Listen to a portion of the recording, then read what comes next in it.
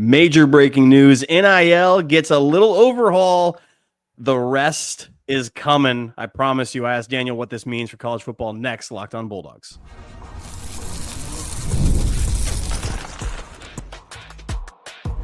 You are Locked on Bulldogs, your daily podcast on the Georgia Bulldogs. Part of the Locked On Podcast Network, your team every day. What is up, everybody? Welcome back to the Locked On Bulldogs podcast, your team every day, part of the Locked On Podcast Network. Today's episode brought to you by our friends over at Game Time. You can download the Game Time app today. Use code Locked On College. More on Game Time in a moment. Clint and I are Georgia fans. We are experts in being Georgia fans. We're quite frankly better Georgia fans than most people are at most things in their life. That's our qualifications for this podcast. We talk the way that fans talk. And we think that that's what podcasts should be. And it seems like a lot of you are resonating with that, and we appreciate it. Appreciate you being here. Thanks for being a first listener. Thanks for being an everydayer. Thanks for coming back each and every day. Thanks for being a loyal third segment listener, part of the 199. We love you guys, and you're the reason this podcast goes, as you know by now. Clint and I have got more questions than there are answers in this world. And so we're going to get to a few of them today. Obviously, you can continue to submit your questions to lockedonbulldogs@gmail.com. We'd love to answer them on the air. And let's jump in. Clint, we're talking about the NIL. We are. We're talking about the state of college football. We are. Big capital letters here. We're talking there's a little State of the Union. We're a very political podcast, so please go ahead and jump in. No. He did not. Nope. He didn't mean that. I'm sorry. What? No. Here it is, Daniel. Measure passes that says colleges can now pay directly athletes. Point one of the bill that got pushed through. The oversight. Point one. Colleges can pay directly, which before it was booster funded. It was NIL. It was a handshake agreement. The coach was negotiating, but the NIL collective paid it. It was a whole mess. The left doesn't know what the right hand's doing. Point two, everything above $600 needs to be recorded and told and stated for everybody. Open transparency. So we have transparency and we have colleges able to do so. And you have about 21 million to go ahead and pay athletes collective bargaining type agreement. Think of it that way. Think of revenue share, that sort of deal. Daniel, I ask you two questions on this. One, what does this change in the immediate? Because this is happening. Like the ball is already rolling downhill. What does this change for college football? And two, is this enough? Or if it's not, what will come next for NIL collection and reform within college sports? I mean, the first question is insanely loaded, and so I'll answer it second. For the second question, yes, there is more coming. Yes, and I mean, I don't know if you don't already see that we're headed towards salary caps and like mandated budgets for spending per team to even the playing field. Yep. Then I don't see what you're seeing that's making you so delusional. Well, you're not seeing anything in that case. Let me put for a second here, and then I'm going to get back to Clint's first silly question. Let me put your mind at ease a little bit, because I think sometimes we don't want to see the things that we feel like are bad news for us, right? Like if it feels like this is, and if you're a traditional college football fan, which you are, then you may not want to acknowledge that there's big changes coming. You may not want to acknowledge that there's a salary cap coming to college football. You may not want to lean into any of that. But let me try to help you not only open your eyes and pull your head from whichever receptacle you've placed it. But let me also comfort you a little bit, okay? Because when that happens, and it is a when, not an if. Correct. When that happens, that will be great news for the University of Georgia. Yeah. Because listen carefully. Kirby, when it was, I'm not saying Georgia never paid players before it was legal to pay players. I'm not saying that never happened. Okay. But I think we could all agree, even the Tennessee fans out there, that Kirby didn't need any help to dominate recruiting. Yeah. When all things were equal. Do you see where I'm going? I see where you're going. Oh, if you equal the playing field so that Ole Miss and Vandy and Penn State and Georgia all have a cap as to how much money that they are allowed to spend, and that there is some transparency out there in that, then I think what you're going to find is that the cream once again is going to rise to the top, because if money is money, sure, Georgia's going to lose out on some elite players because they're simply not going to have the bag in order to pay them. Because Kirby has said no to that. They're going to lose out on some elite players. But once the other schools spend up the cash, then what happens? All things being equal, players are going to be forced to make their decisions based on who offers them the best chance at long-term wealth. Oh, no. And that answer is, and I hesitate not to say, unequivocally, Kirby Smart and the University of Georgia. Unequivocally, the best path to long-term career success in football. Kirby Smart and the University of Georgia. Look at the track record in developing players. Look at the track record in the NFL draft. Look at everything that he's done since he's gotten to this program. And so if everyone's having to regulate their spending, and teams like Texas aren't able to go out and just radically overpay for player after player after player after player, then kids are going to be forced to make everyone who's not a top 10 prospect nationally, right? Because those guys are going to get what they want. Yes. Virtually regardless. Correct. And by the way, when this happens, you're going to start seeing some top 10 players nationally go to Vandy. Yep.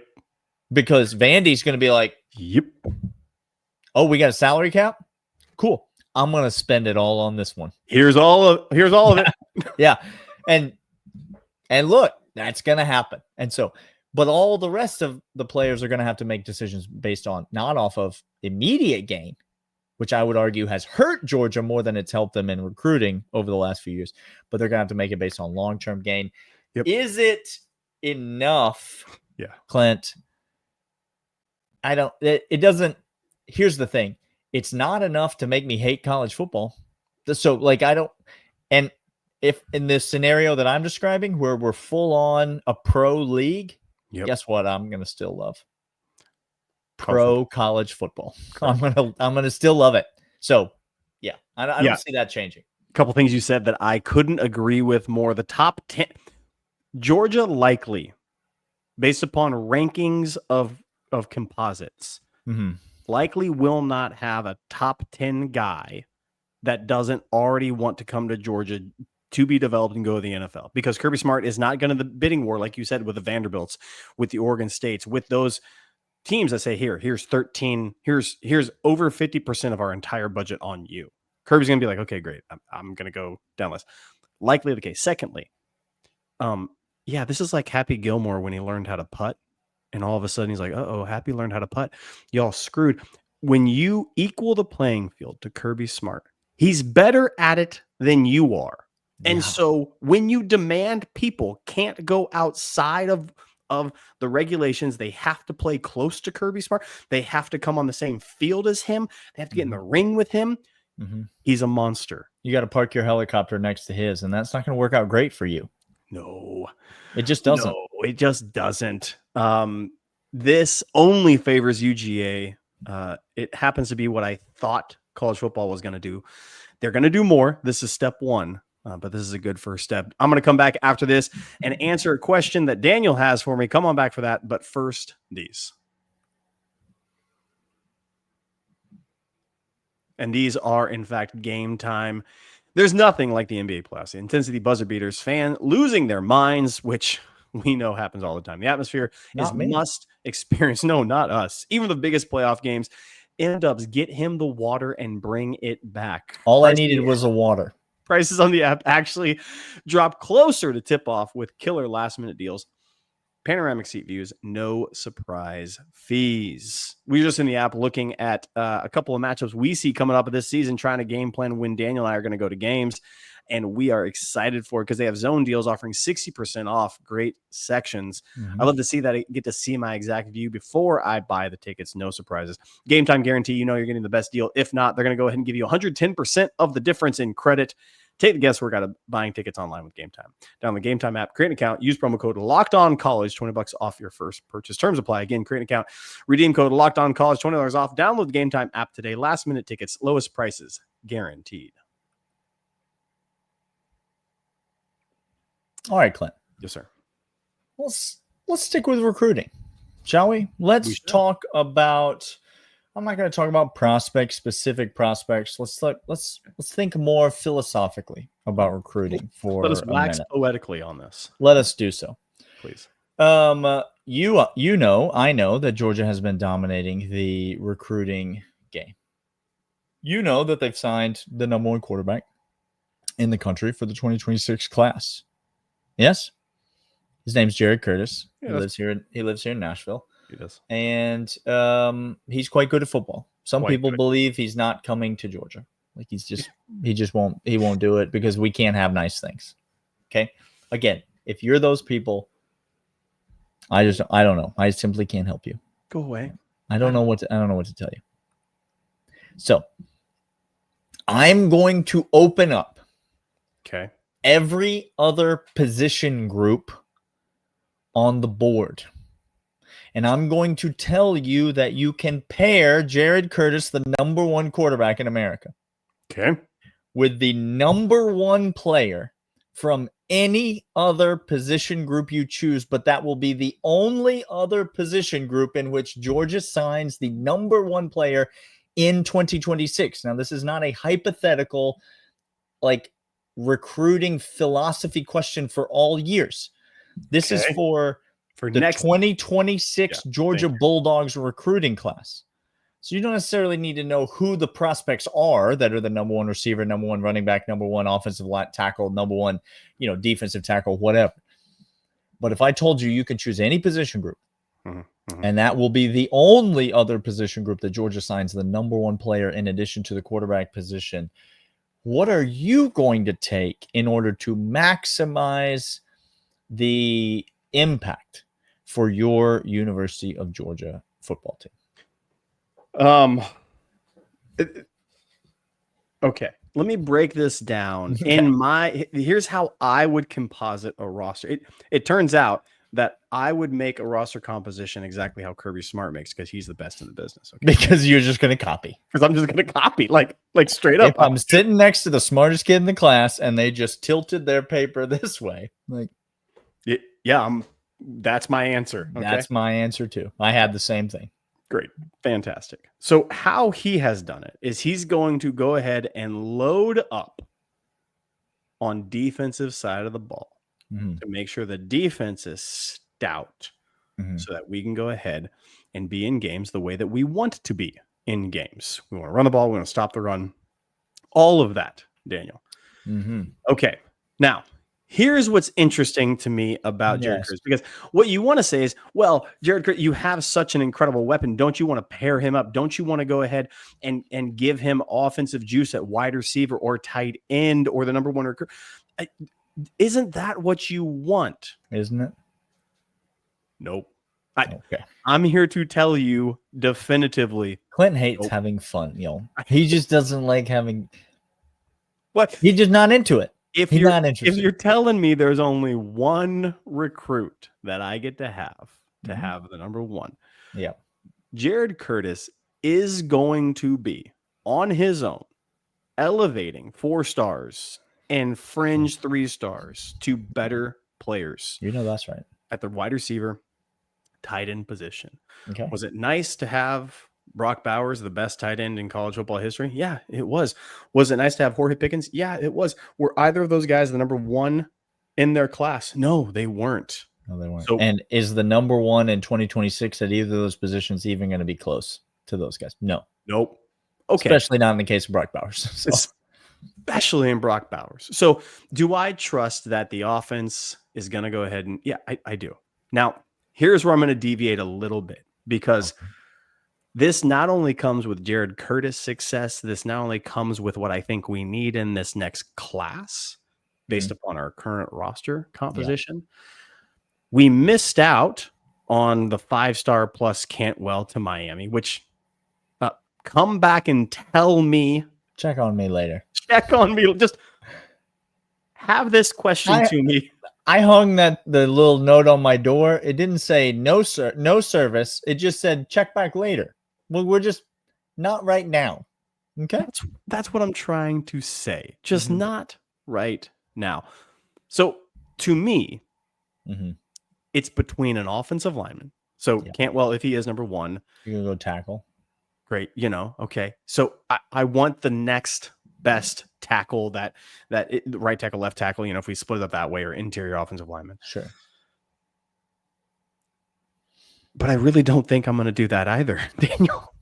The heart wants what it wants, people. I want the best linebacker in the entire nation every single year. And here's why. And I sincerely believe this. It's not only because I love linebacker play. It's not only because I think it is quintessential to Kirby Smart and the defense. All of that is true. But I truly and honestly believe when I look at in Ohio State, when I look at when I look at the teams out there who are doing it, when I look even at Texas and what they try to do, you must have the ability to be in every single game, to give Jared Curtis the ability to win these things for you, to give the team the ability to rise up. And the best way to do that is to have the guy who is in every single play, running or pass. Linebackers like Justin Williams are going to affect on blitz, run stoppage, or in coverage. They are going to affect every single play. And the way that this Georgia defense has always been, Nakobe Dean, Roquan Smith, all the likes have been great. And our defense has been great when our inside linebackers are leading the charge. This is why I'm so thrilled for this year, because we have that. I want the defense to be top 3 every year so that our offense can match it by being top 25 and getting us in college football player and winning it. So if you're telling me I can only choose one, I want the best linebacker every single year, Daniel, to partner with whoever it is. That's my answer. Yes. That was literally the only position that I said in my head, you can't, there's no way you can pick that one. But sometimes you bait somebody and they just take it. They just say, it looks delicious. I believe I will have it now. I don't hate your offensive tackle. I think I would look there. I agree about the wide receiver, tight end. I wouldn't go there. I'd be really tempted to take a corner, to take the number one corner. I think what Georgia has on the defensive line, especially from a youth perspective, even though I think defensive line is the most important position in football, more important than offensive line.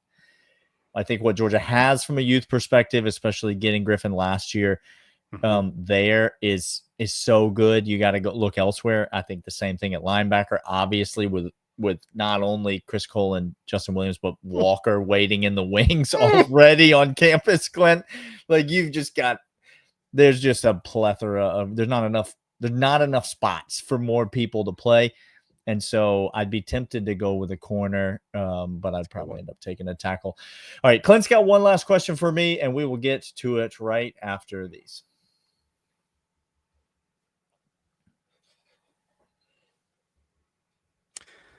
Daniel, we've done a lot. We've covered some ground this offseason. We've made some hay. Yeah, we've gone over coaching.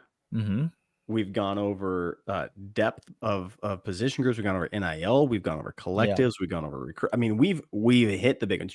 Training, athletic training, strength and conditioning. Strength and conditioning we touched. If only, Clint, if I may, please, because it is the third segment. If only there was an archive of all of those, of us discussing all of those topics that someone could say, refer back to and listen to. Do you not know how the internet works? No. Is this being recorded? This is currently being recorded, and then will be held in historical accuracy. Is that why there was that long buffer 2 episodes ago that like where I froze? That was being recorded though. That was correct. I didn't tell you as the meeting. I didn't alert you. The meeting has started. Recording in progress. No, okay, sorry. Recording is in progress. Yes. All right. Correct. Well, now I am made aware of that. I don't think the audits go all the way into the third segment, so I think we're safe there. But no, we're safe. Where are we going to go next? I think is the question that's on the tip of everyone's tongue. I think I'll make a statement and see if you agree with it first, because it's going to determine where I go with my question. Okay. Oh, so it's a two-parter. It's a two-parter. You want me to chime in here? It's a choose your own adventure, really. Really, what it is? You want to go left in the tunnel or right? You want to turn to page 7. Sporks and choose your own adventure. There ain't a person. There's a lot of Spork users out there that have no idea what a choose your own adventure book is. None. Okay. Goosebumps, y'all. Goosebumps. Send us an email, lockedonbulldogs@gmail.com, if you've ever read a choose your own adventure book, and send us a choose your own adventure question to be answered on the podcast. Podcasting. Mm-hmm. I think this year the SEC is more wide open than it has been in quite some time. If you were to give me the top 4 or 5 teams that could win the conference, I think the distance between them is smaller than in maybe the past 5 years. Do you agree with this or not? I do. Okay, great. Fantastic. I agree. Okay. I think Texas, Alabama, LSU, even if Ole Miss figures out the quarterback situation, possibly, clearly us. I don't think they're going to figure it out. I know. I was trying to drum up some business over there, Daniel. Listen, Steven is he's not coming on the show, Clint. I don't know what you want, but he's not. The man building a brick house. He is currently even off the wolf. He is like the 3 little pigs. Yeah. I don't know what you think he's got time for you, but it ain't it. Because the SEC is more open than it has been in previous years, if you were to give this team is going to perform better by 3 spots from where they're currently being discussed. Okay. What is your go-to money that people are sleeping on some team in the SEC that's going to ruin somebody's season and possibly make a great push for playoff contention? Come on. Come on. Give it to me. Say it. It's Florida. So here's why. This is, by the way, this is what I mean. Florida is not in top 6 of people's lists, and they could be in the playoffs. Okay, continue. Yeah. Okay. There's a chance that Florida has the best quarterback in the SEC. Yep. And there's no chance that Florida has the 4th through 14th best quarterback in the SEC. No chance. He's in the top 3. Yep. So there's a chance Florida has the best quarterback in the SEC. As much as Sunbelt Billy has basically single-handedly carried this podcast for a few years. Correct. The jokes write themselves about his one Sunbelt title that he was able to win, and that being the only meaningful thing that he's ever won as a coach. Correct. Billy Napier knows how to coach. He knows how to coach offense particularly. Yep. They are very talented, The defense has been steadily improving, and I expect them to be stout this year.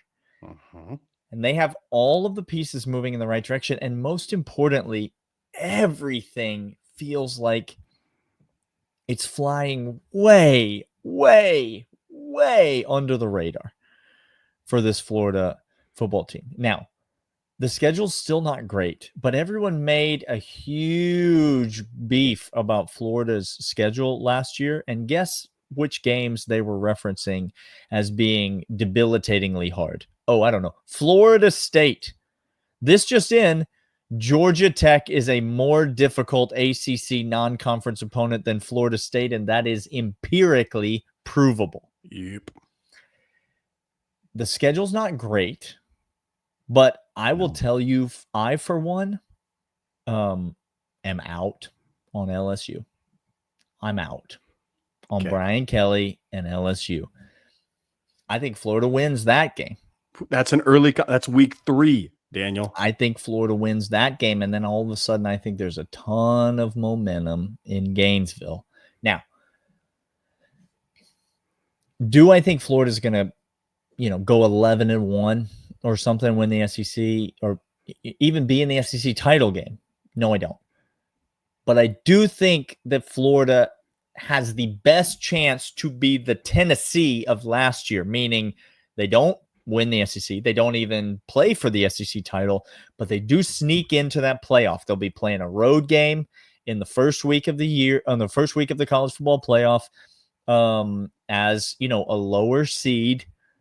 But I do think they've got a legitimate shot to be in that 10-2, 9-3 range that's going to put them in contention for a spot in the college football playoff. And I just think the formula is not that hard to read, y'all. Like it's right there. And so I could be, obviously, I hope I am horribly wrong about Florida and what they end up having in Gainesville this year. But that would be my team. I'm going to list the teams that have and I'm not being facetious when I say this. I literally think what I'm about to say is true. If John Mateer and Ott at Oklahoma can get an offense going, they have the defensive line and then 2 incredible offensive pieces. They can make noise. I'm not anticipating them making a playoff, but they can ruin a couple seasons and they could be over 500. They could be 2 games, 3 games over 500. I don't disbelieve that. Texas A&M, no one's talking about them this offseason. There is no bad talk coming out of A&M camp for the first time in like 10 years. How many, Texas A&M gets talked about every offseason except this one. That alone, if you're an Aggie fan, should make you just percolating. This is what I'm trying to say. There's no bad news. First time over a decade. Florida, great chance. Tennessee, okay. Uangale wasn't the problem. They're going to be just fine. He sure as heck wasn't the solution. No, he wasn't. South Carolina, Stellers is probably the second best quarterback with the best defensive player, I think, in the nation. Okay. Yeah. Now, the problem is they ain't got nobody else, but yeah, I hear what you're saying.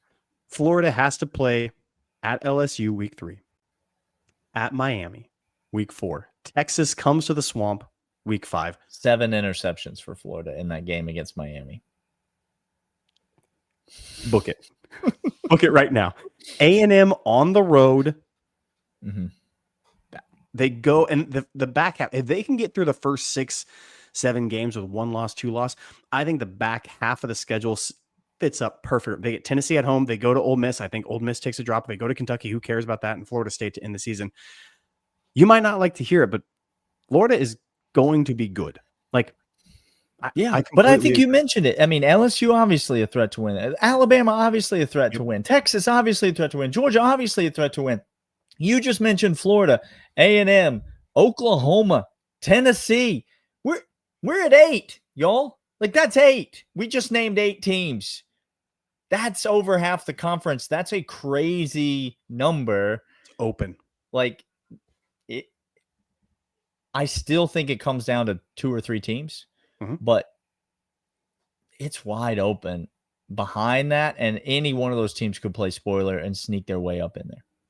He is Daniel. I'm Clint. This is Locked On Bulldogs, part of Locked On Podcast Network. Your team every single day. We'll see y'all next time. See you guys then. See ya.